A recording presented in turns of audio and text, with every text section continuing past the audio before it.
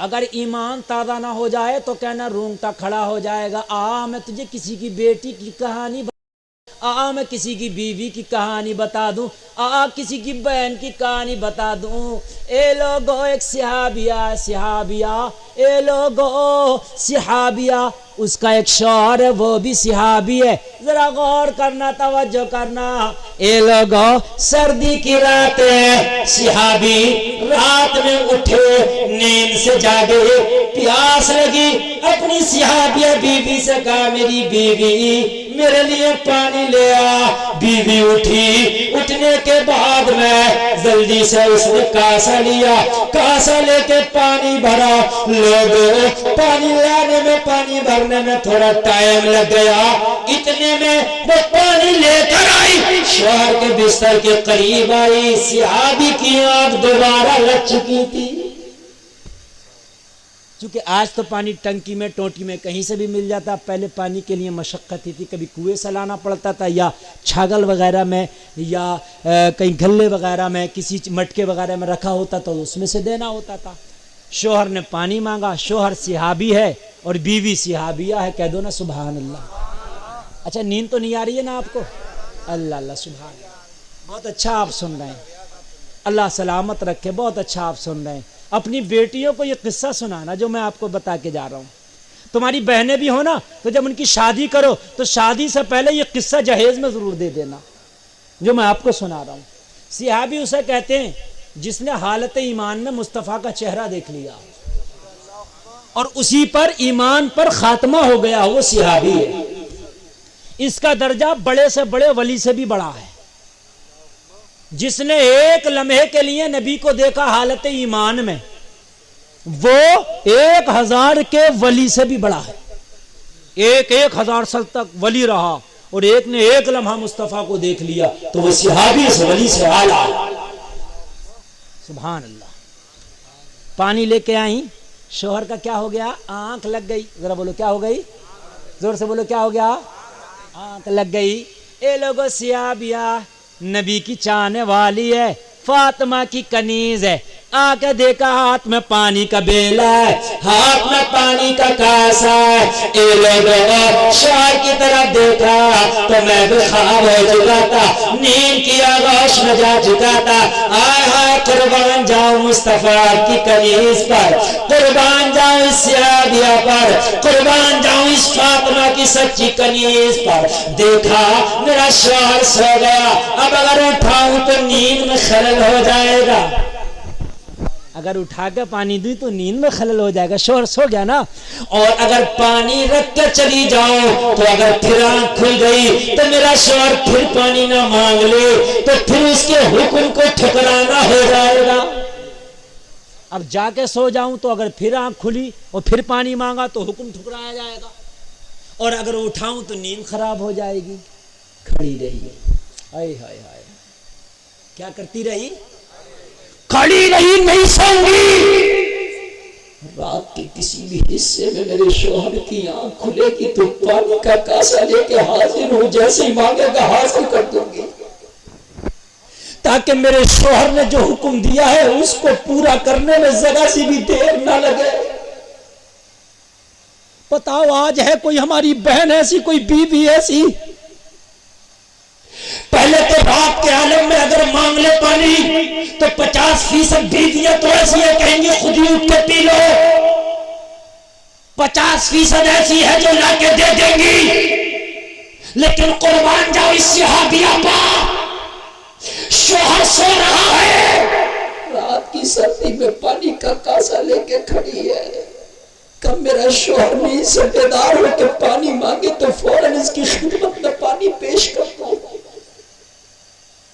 جگہ اس لیے نہیں رہی ہے کہ کہیں میرے شوہر کی نیند خراب نہ ہو جائے،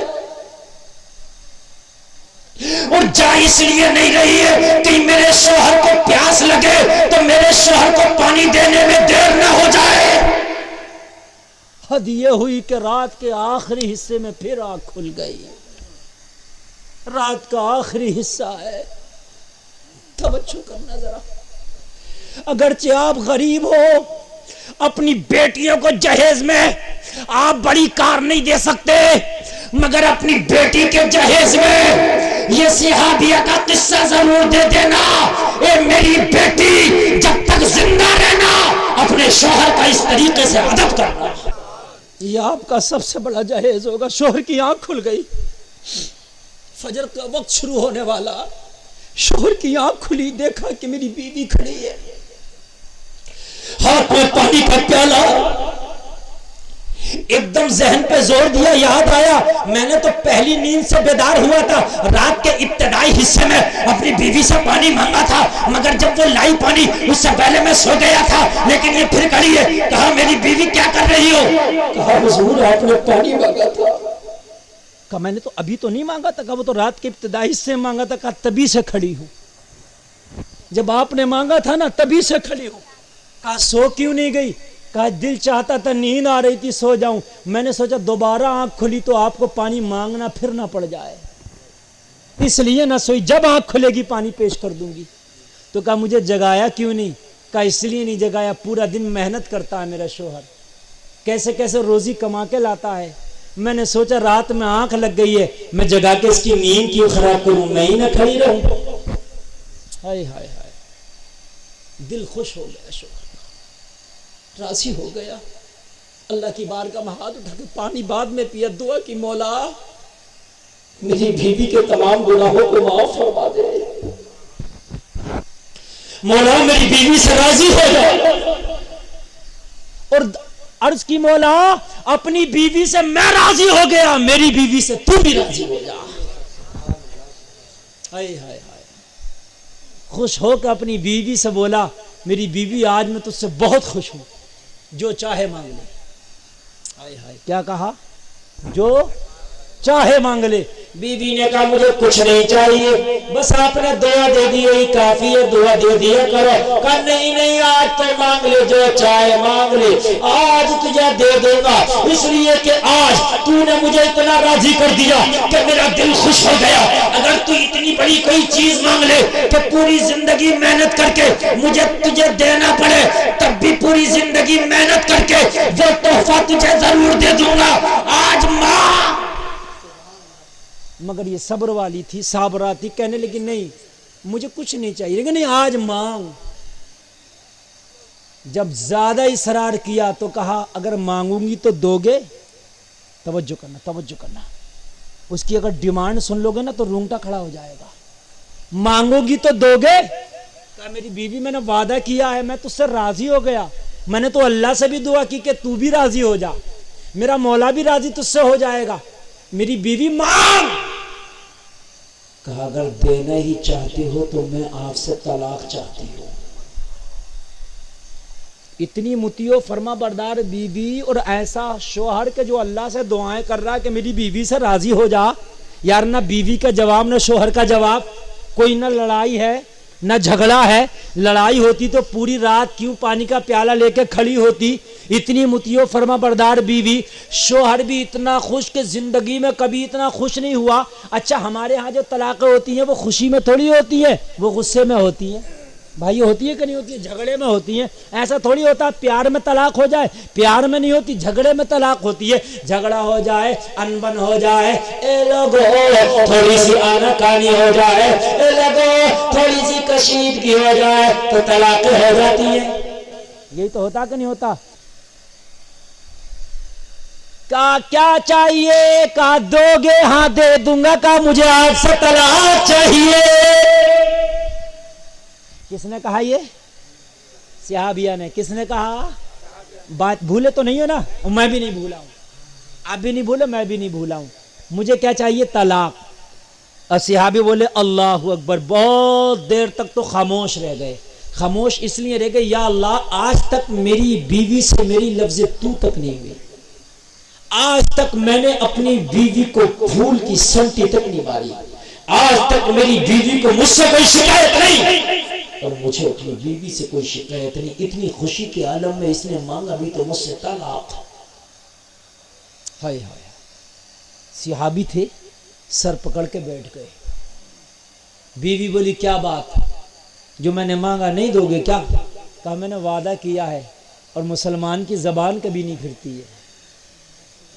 میں مسلمان ہوں نا, میں نے زبان دی ہے کہ جو مانگے گی دوں گا. اب تو نے طلاق مانگی ہے تو طلاق بھی دوں گا.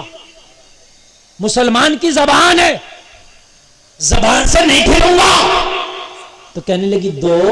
تو کہنے لگی فجر کا وقت قریب ہو گیا, آپ بھی نماز پڑھ لو, ہم بھی نماز پڑھ لیں. نماز کے بعد مصطفیٰ کی بارگاہ میں حاضر ہوں گے, اور نبی کی بارگاہ میں حاضر ہونے کے بعد نبی کے سامنے پورا ماجرا پیش کریں گے, اور میرے نبی جیسا مشورہ دیں گے ویسا ہی اس میں عمل کر لیا جائے گا. لو میاں یہ صحابی کہہ رہے ہیں جب انہیں سب کچھ پتا, طلاق کا مسئلہ بھی معلوم ہے, جب کہہ رہے ہیں کہ مصطفیٰ کی بارگاہ میں چلیں گے, اور یہاں تو مولوی کے پاس جب جا رہا جب دے دے تو پہلے کہہ رہے ہیں نبی کی بارگاہ میں چلتے, اور پھر جو مصطفیٰ کہیں گے پوری بات بتائیں گے. آقا یہ پوری رات پانی کا پیالہ لے کے کھڑی رہی, میں نے کہا جو چاہے مانگ لو. آقا اس نے طلاق مانگی, آقا دوں کہ نہیں دوں, آقا کہیں گے دے دے تو دے دوں گا, آقا منع کریں گے تو نہیں دوں گا. تو کہنے لگی مجھے بھی مصطفیٰ کے فیصلے پر مکمل یقین ہے, چلو نماز فجر پڑھ کے نا چل دیے. اب جو میں بات بیان کر رہا ہوں نا رونگٹا کھڑا ہو جائے گا, ذرا توجہ کرنا. ہائے ہائے ہائے ہائے, کاش ہماری بہنیں ایسی ہو جائیں, کاش ہماری بیٹیاں ایسی ہو جائیں.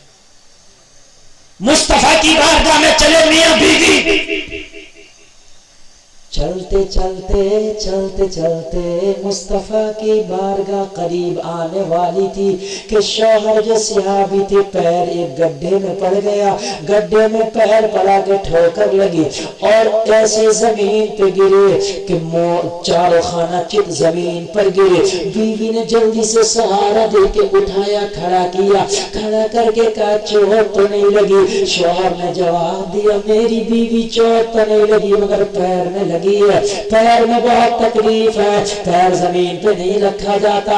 اللہ اللہ بڑی مشکل سے پیر زمین پر رکھنے کی کوشش کر رہا ہے مگر پیر میں بہت تکلیف تھی. اپنی بیوی سے بولے چلو چلو مصطفیٰ کی بارگاہ قریب ہے, چلو مصطفیٰ کی بارگاہ میں چلو, اسی کے بعد پیر کا کچھ دیکھیں گے, پہلے اپنا یہ معاملہ پیش کر دیں. بیوی نے کہا اب مصطفیٰ کی بارگاہ میں جانے کی ضرورت نہیں ہے, گھر واپس چلو, اب مجھے طلاق نہیں چاہیے.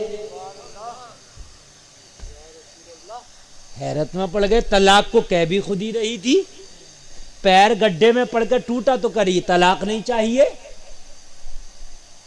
جبکہ اب تو اور کہنا چاہیے تھی وکلانگ ہو گئے, معذور ہو گئے. کہنے لگے کیا بات, جب چاہیے تھی چوٹ لگی تو نہیں چاہیے. ذرا جملے پہ غور کرنا, جو میں اب جملہ بول رہا ہوں ذرا جملے پہ غور کرنا. کہنے لگی ہاں چاہیے کس لیے بھی پوچھو, نہیں کیوں چاہیے یہ بھی پوچھو. جواب دونوں دوں گی. کہنے لگے پہلے یہ بتا چاہیے کیوں تھی. کہنے لگی سن, میرے مصطفیٰ نے فرمایا جس پہ کوئی بیماری نہ آئے, جس پہ کوئی تکلیف نہ آئے, اس کے ایمان میں شک ہے.